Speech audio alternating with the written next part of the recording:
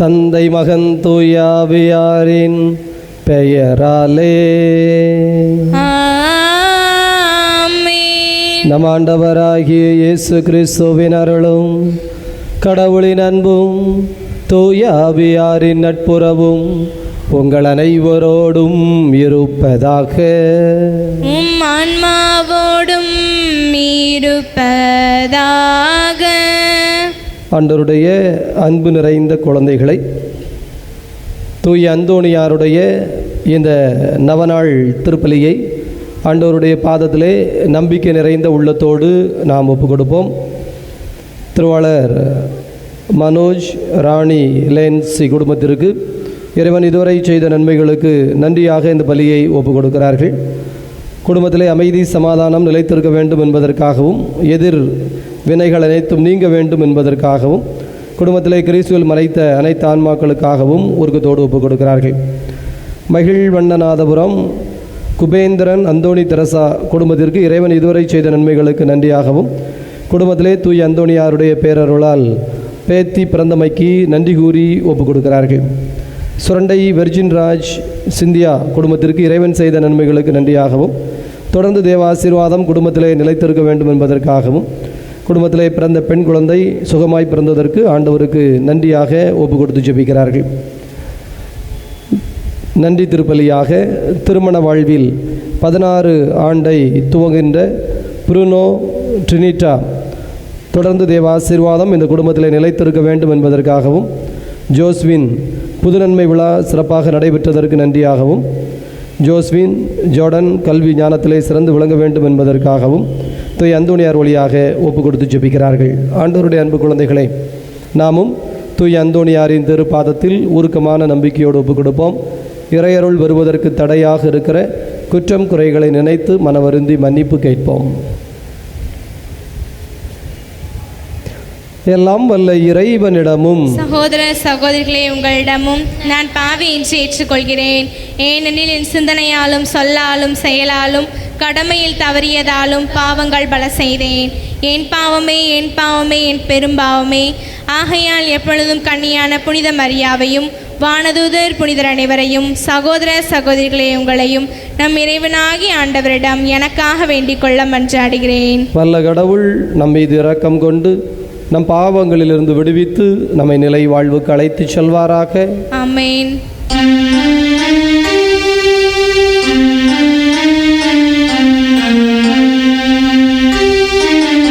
ஆண்டவரே இரக்கமாயிரும். ஆண்டவரே இரக்கமாயிரும். கிறிஸ்துவே இரக்கமாயிரும். கிறிஸ்துவே இரக்கமாயிரும். ஆண்டவரே இரக்கமாயிரும். ஆண்டவரே இரக்கமாயிரும். மன்றாடுவோமாக. இதய அமைதியே இறைவா, கோடியற்புதர் பதுவை புனிதர் நன்னா கழியாத நல்லவர் தூய அந்தோணியாரை தலை சிறந்த போதகராகவும் எங்கள் தேவைகளில் பரிந்து பேசுகிறவராகவும் தந்தீரே. அவரது உதவியால் நாங்கள் முடிவில்லா பேரின்ப வாழ்வை பெற்றுக்கொள்வோமாக. ஆண்டவராகிய கிறிஸ்து வழியாக உமை மன்றாடுகின்றோம். ஆமென்.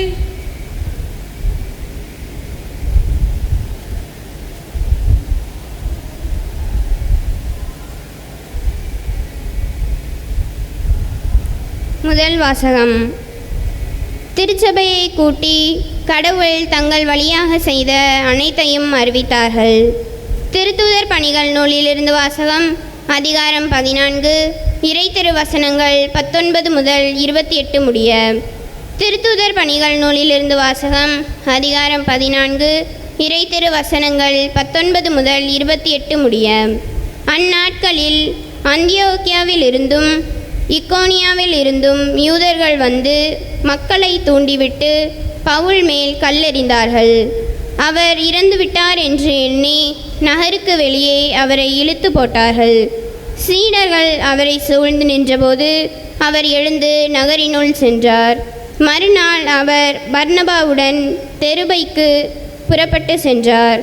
அந்த நகரில் அவர்கள் நற்செய்தியை அறிவித்து பலரை சீடராக்கிய பின் லிஸ்திரோ, இக்கோனியா, அந்தியோக்கியா ஆகிய நகர்களுக்கு திரும்பி வந்தார்கள்.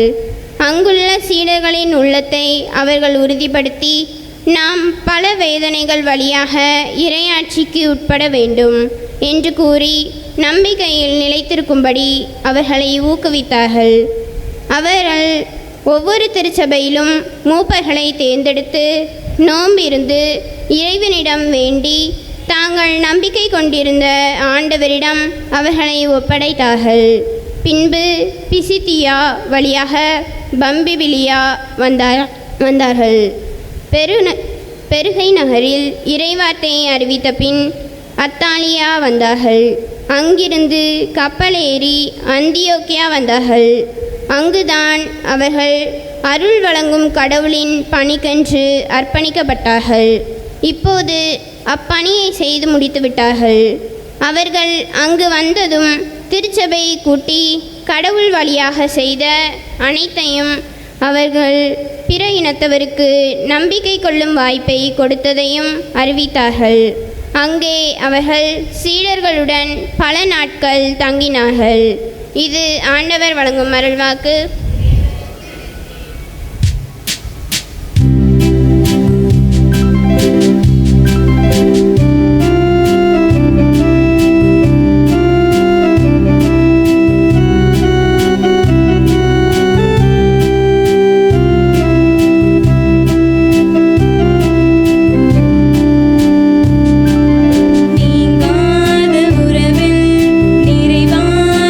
உணர்வில்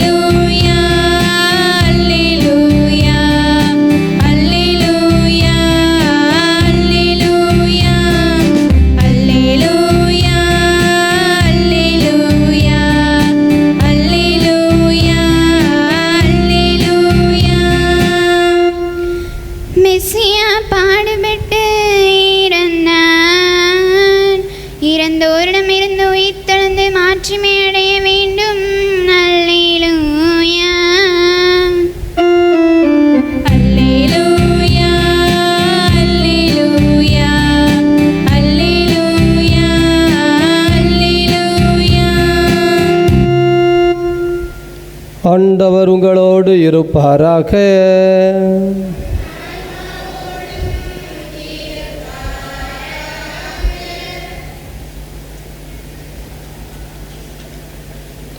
தூய யோவான் எழுதிய தூய நற்செய்தியிலிருந்து வாசகம்.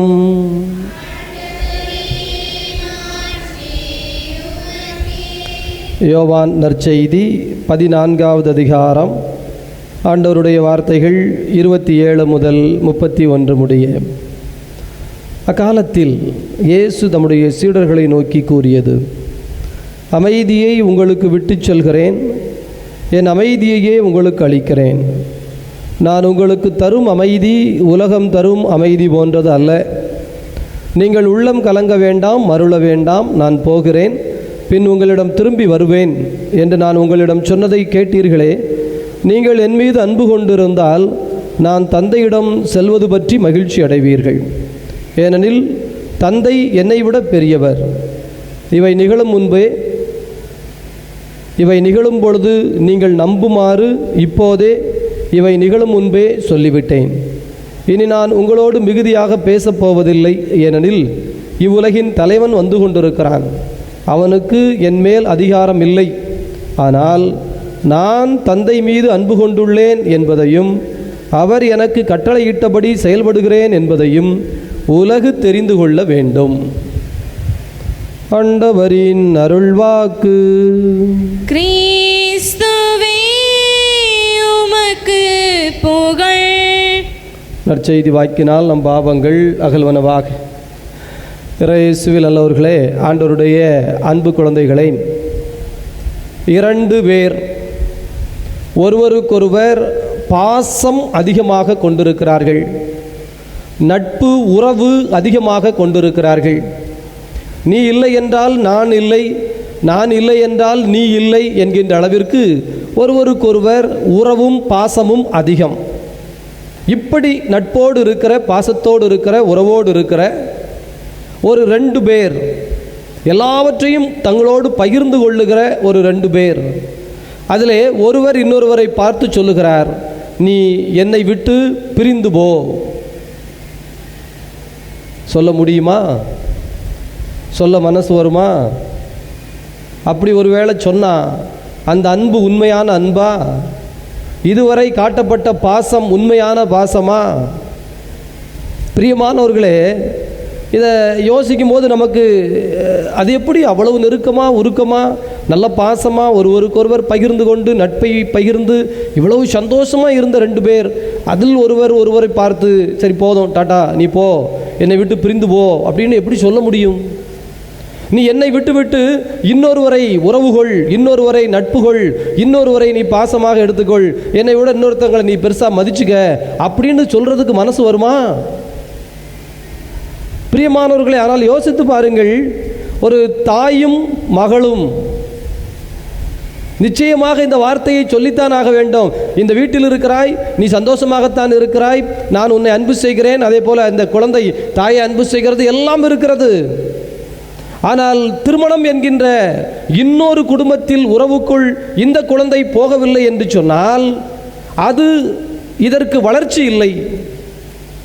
ஏன், ஒரு பள்ளி 12ஆம் வகுப்பு வரை ஒரே பள்ளியில் படித்த பையன் அந்த பள்ளியிலே இருந்த ஒரு ஆசிரியரோடு அவ்வளவு நெருக்கமாகி விட்டான். அந்த ஆசிரியர் அவனை கூப்பிட்டுட்டே இப்படி இருக்கணும், இப்படி இருக்கணும் எல்லாம் சொல்லி கொடுத்தார்.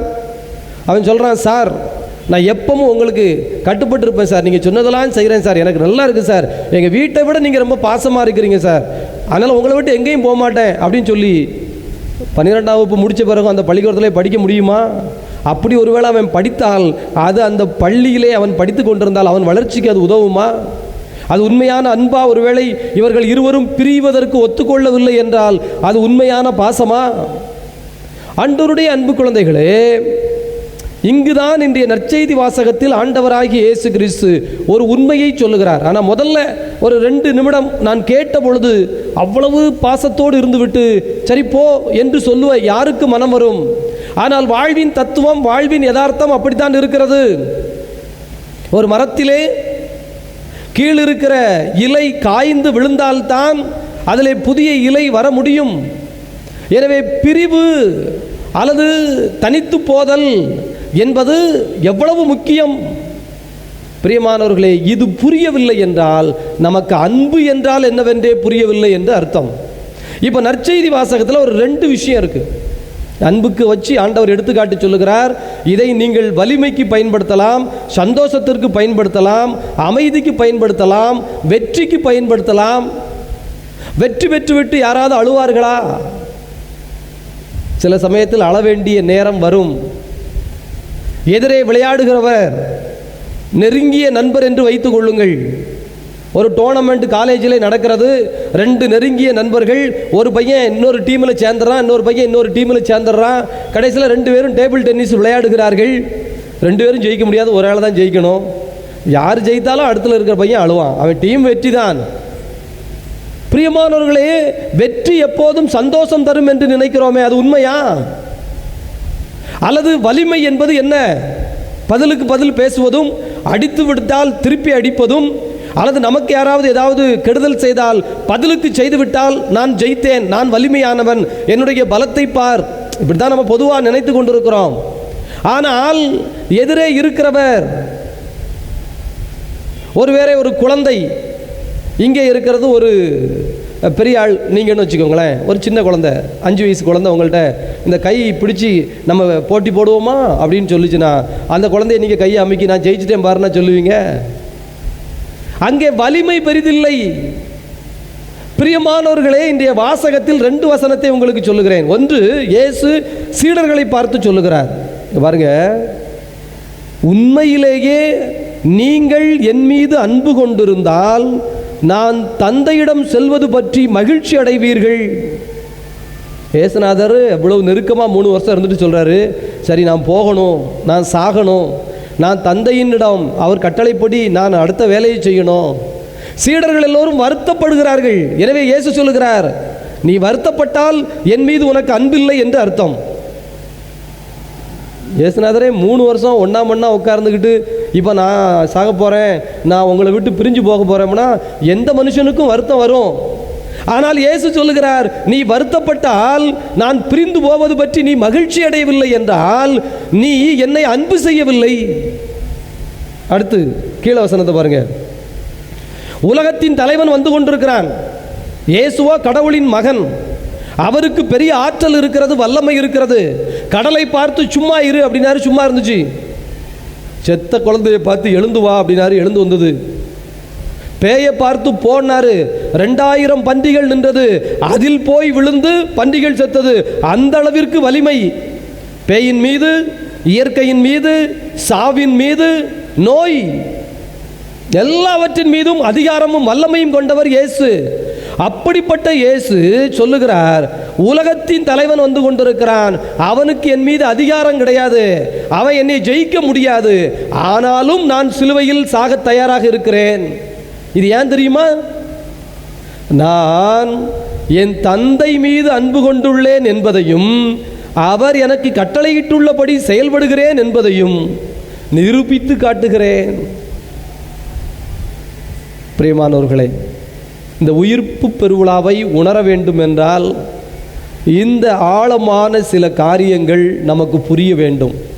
இது புரியவில்லை என்று சொன்னால் நம்முடைய வாழ்க்கை வெறுமனே இந்த நார்மல் லைஃப் என்று சொல்லப்படுகிற இந்த உலகத்தில் இருப்பவர்கள் என்ன சொல்லுகிறார்களோ அந்த சித்தார்த்தத்தின்படி தான் நடக்கும். இயேசு ரொம்ப அழுத்தமான ஒரு செய்தியை சொல்லியிருக்கிறார். எனவே இதை குறித்து ஆழமாய் தியானிப்போம்.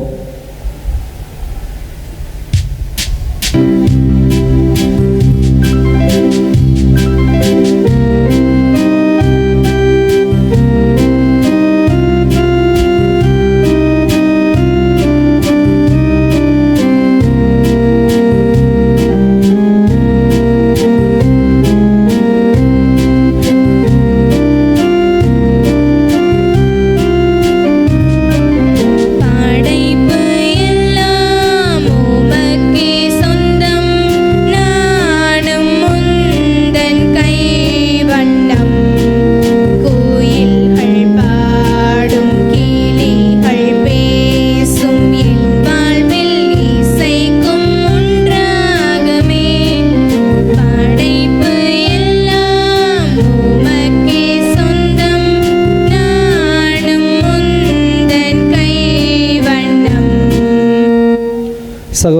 சகோதரிகளே, உங்களுடையதும் என்னுடையதுமாக ஒப்பு கொடுக்கப்படுகின்ற இப்பலி எல்லாம் வல்ல தந்தையாகிய இறைவனுக்கு ஏற்புடையதாகும்படி மன்றாடுங்கள். ஆண்டவர் தம் திருப்பெயரின் புகழ்ச்சிக்காகவும் ஆட்சிக்காகவும் நமது நன்மைக்காகவும் புனித திரு அவையின் அனைத்து நலனுக்காகவும் உமது கையிலிருந்து இப்பலியை ஏற்றுக்கொள்வாராக.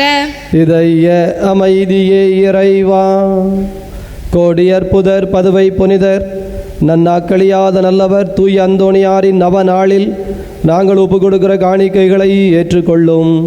இது முடிவில்லா பேரின்பத்தை எங்களுக்கு பெற்று தருவதாக ஆண்டவராகிய கிறிஸ்து வழியாக உமை மன்றாடுகின்றோம்.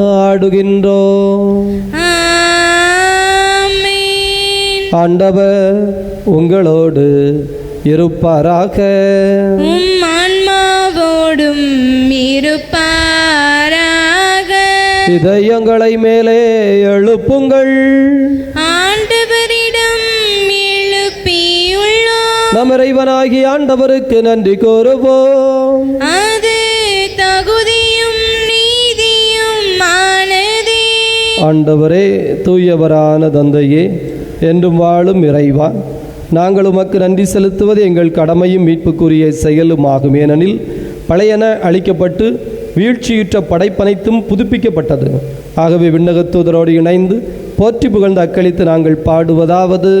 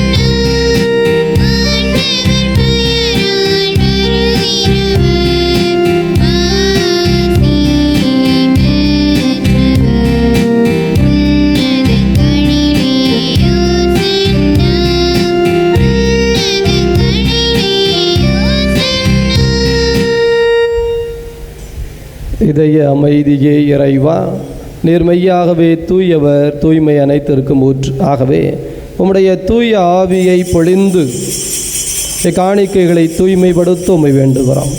எங்கள் ஆண்டவர் இயேசு கிறிஸ்துவின் உடலும் இரத்தமுமாக எங்களுக்கு இவை மாறுவனவாக.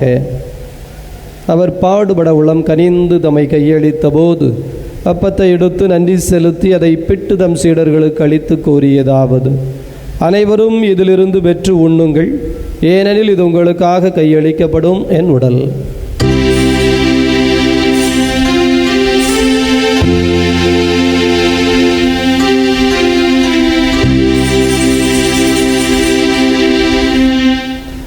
அவ்வண்ணமே இரவு விருந்தை அருந்தியபின் கிண்ணத்தை எடுத்து மீண்டும் உமக்கு நன்றி கூறி தம் சீடர்களுக்கு அளித்தவர் கூறியதாவது: அனைவரும் இதிலிருந்து பெற்று பருகுங்கள், ஏனெனில் இது புதிய நிலையான உடன்படிக்கைக்குரிய என் இரத்தத்தின் கிண்ணம். இது பாவ மன்னிப்புக்கென்று உங்களுக்காகவும் பலருக்காகவும் சிந்தப்படும். இதை என் நினைவாகச் செய்யுங்கள்.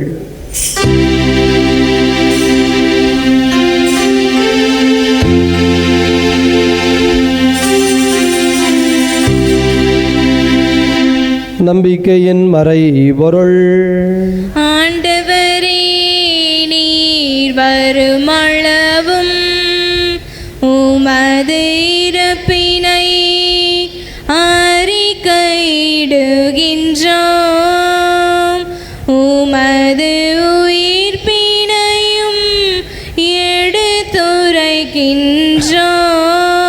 ஆகவே ஆண்டவரே, நாங்கள் கிறிஸ்துவின் இறப்பினையும் உயிர்ப்பினையும் நினைவு கூர்ந்து வாழ்வு தரும் அப்பத்தினையும் மீட்பளிக்கும் கிண்ணத்தினையும் ஒப்பு கொடுக்கின்றோம். உம் திருமுன் நின்று ஊழியம் புரிய தகுந்தவர்கள் என எங்களை ஏற்றுக்கொண்டீர். எனவே உமக்கு நன்றி செலுத்துகிறோம்.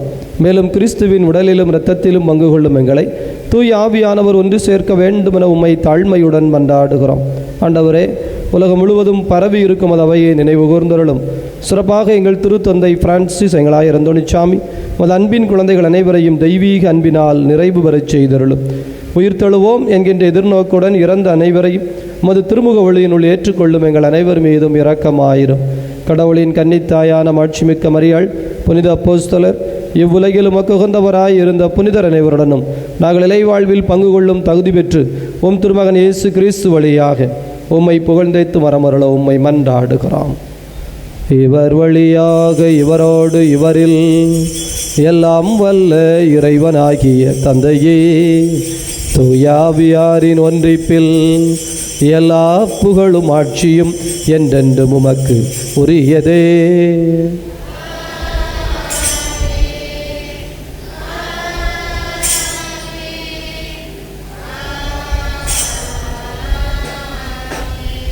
நம் ஆண்டவர் இயேசு கிறிஸ்து ஜெபிக்க கற்றுக் கொடுத்தார். இணைந்து ஜெபிப்போம். உலகில் இருக்கிற எங்கள் தந்தையே, மது பெயர் தூயதென போற்ற பெறுக. மது ஆட்சி வருக. மது திருவிழம் விண்ணுலகில் நிறைவேறுவது போல மண்ணுலகிலும் நிறைவேறுக. எங்கள் அன்றாட உணவை இன்று எங்களுக்கு தாரும்.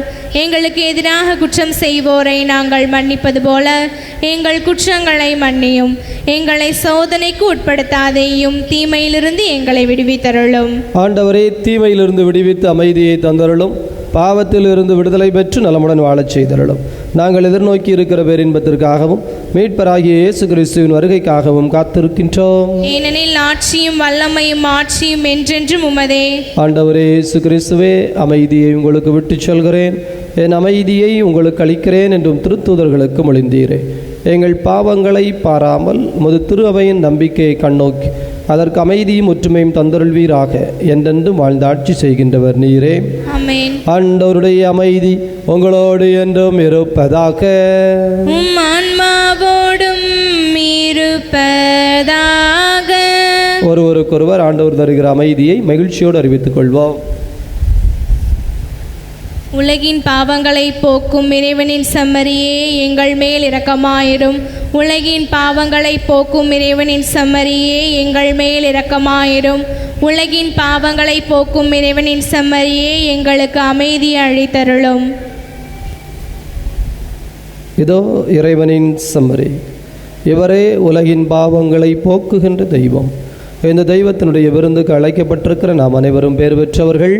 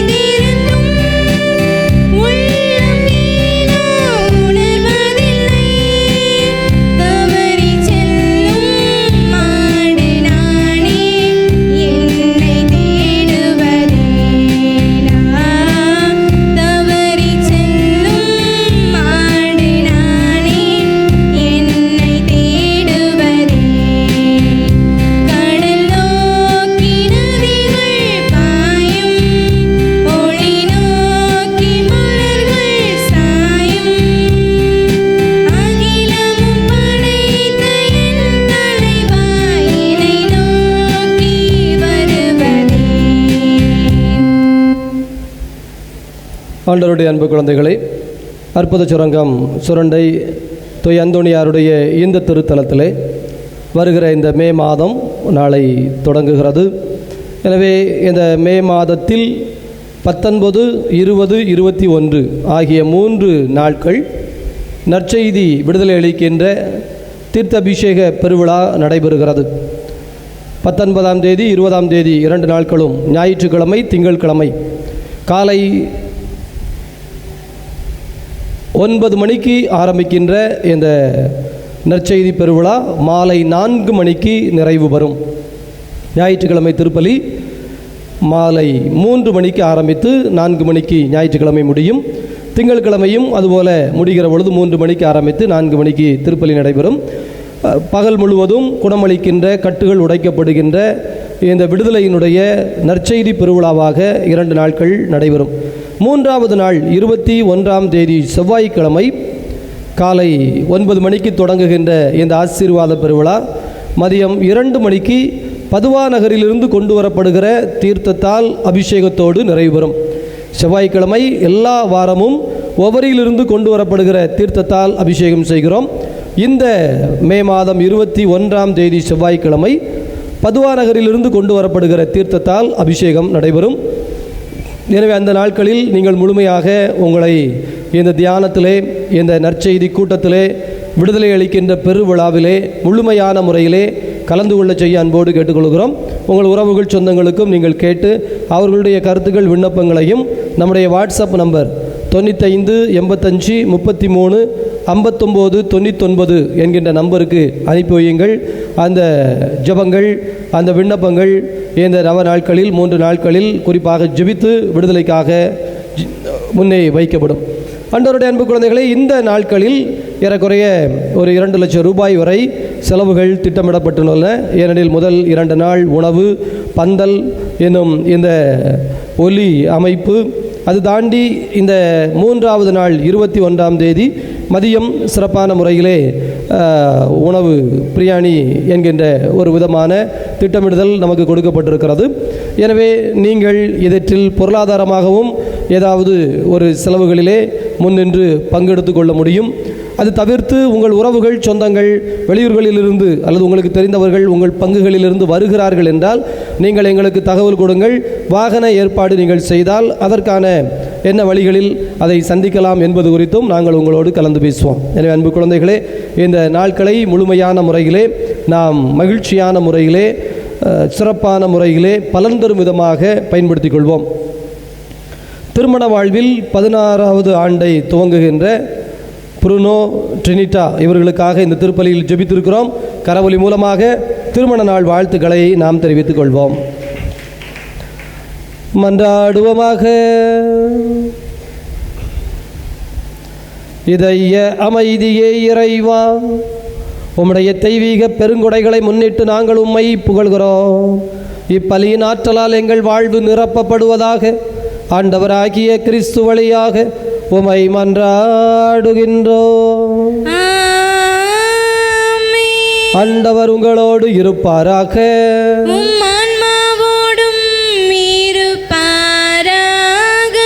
வல்ல கடவுள் தந்தை, மகன், தூயாவியார் உங்கள் அனைவரையும் நிறைவாக ஆசீர்வதிப்பாராக. உயிர்த்த கடவுளின் உண்மை பிள்ளைகளாக சென்று வாழுங்கள். பேரின்பம் தொடரட்டும். இறைவனுக்கு நன்றி.